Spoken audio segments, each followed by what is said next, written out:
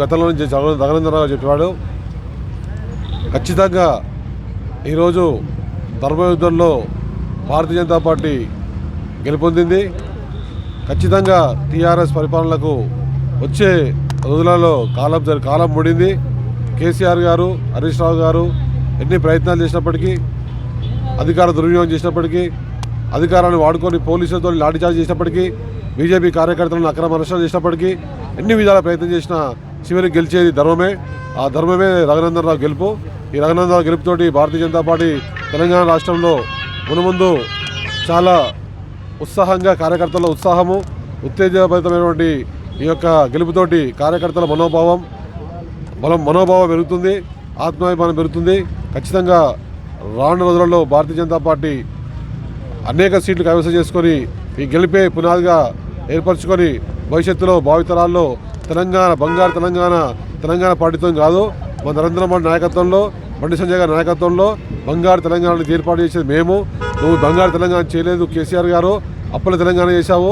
ప్రజలు నేను గుర్తించారు. నీ స్కీములు, నీ నాటకాలు, నీ మాటలు, నీ కోటలు అన్నీ కూడా ప్రజలకు అర్థమైపోయినాయి. ఎక్కువ రోజులు మాటలు నమ్మరు.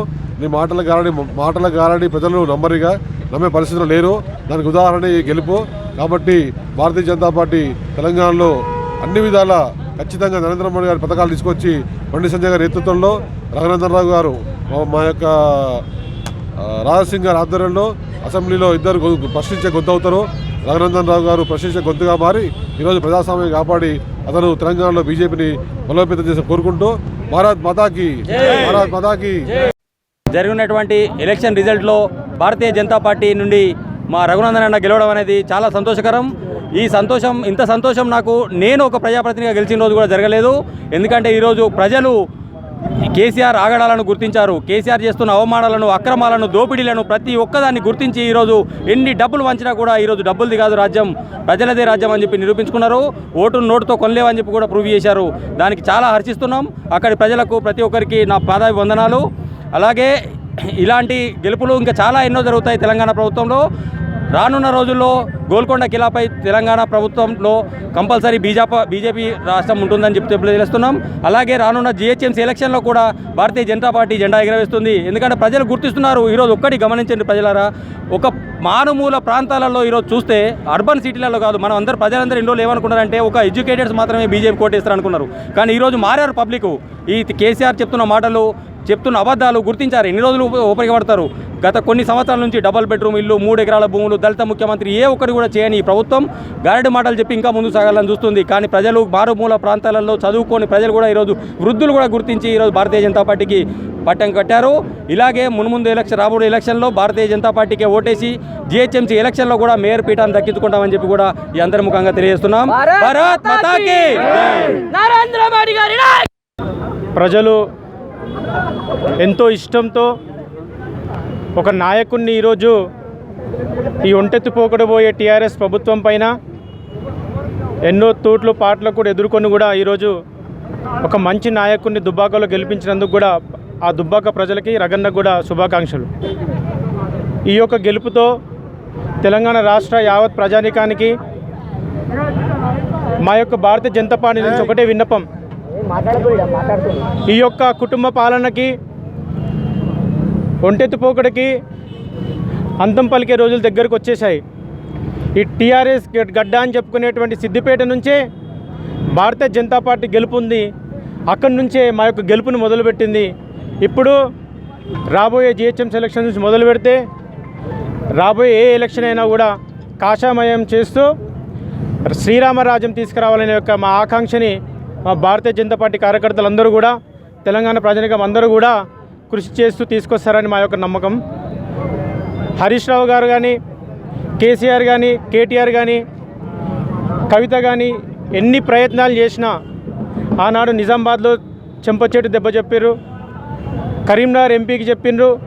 నేడు ఏమాత్రం చదువు రాని, కనీసం గెలిచిన తర్వాత ప్రమాణ స్వీకారం కూడా చేయరానటువంటి అభ్యర్థిని ఏదో పోటీలు నిలబెట్టి టీఆర్ఎస్లో ఎవరు నించినా గెలుస్తామనే ఒక పొగరుతో ముందుకెళ్ళి ఆనాడు కేసీఆర్ కూడా సభకు ప్లాన్ చేసినప్పటికీ ఇంటర్నల్గా వాళ్ళకు వచ్చిన రిపోర్ట్ ప్రకారం ఓడిపోతామని చెప్పి ఆయన సభను కూడా క్యాన్సిల్ చేసుకొని హరీష్ రావుని ఒక్కరినే మూసేసి, ఎందుకంటే గెలిస్తే కేసీఆర్, ఓడిపోతే హరీష్ రావు.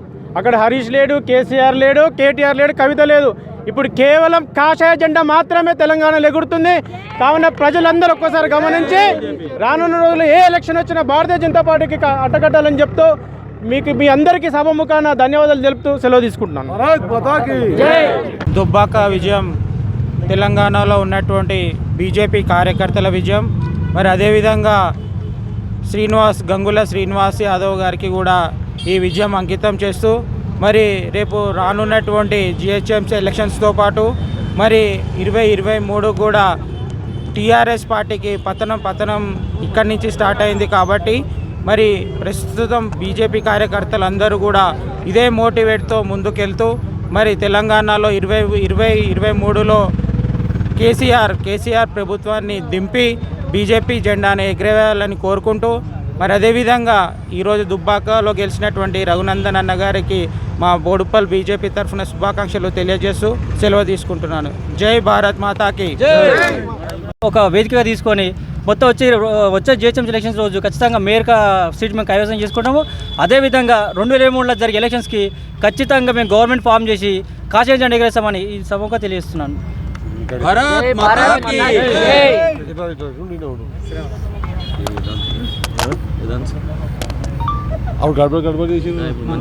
తెరాస నుంచి కొంచెం విముక్తి కలిగింది. ప్రజలు ఎవరిని గెలిపిస్తే ఏం జరుగుతుందో అని తెలుసుకున్నారు.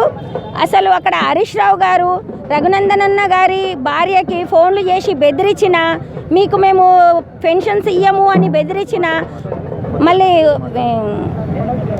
పెన్షన్స్ ఇవ్వమని బెదిరించిన, ఏది చేసినా ప్రజలు మాత్రము కుక్క కాటుకు చెప్పు దెబ్బ అన్నట్టు ఇవాళ రిజల్ట్లో తెలిపినందుకు దుబ్బాక ప్రజలందరికీ పేరు పేరున వాళ్ళ పాదాభివందనాలు.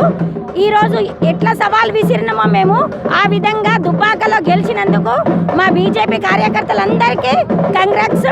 ప్రజలు ఇంకా ముందు కాషాయం జెండా ఎగరేస్తారనేసి నమ్మకంతో జై బీజేపీ. ఈరోజు తెలంగాణ రాష్ట్రంలో ఏదో దుబ్బాకలో జరిగే ఉప ఎన్నిక ఘన విజయం పొందిన రఘునందన్ రావు గారికి ముందుగా శుభాకాంక్షలు తెలుపుతూ ఈ యొక్క విజయోత్సవం బోడుప్పల్ మున్సిపాలిటీ జరుపుకున్నందుకు ప్రతి ఒక్కరు కూడా ధన్యవాదాలు.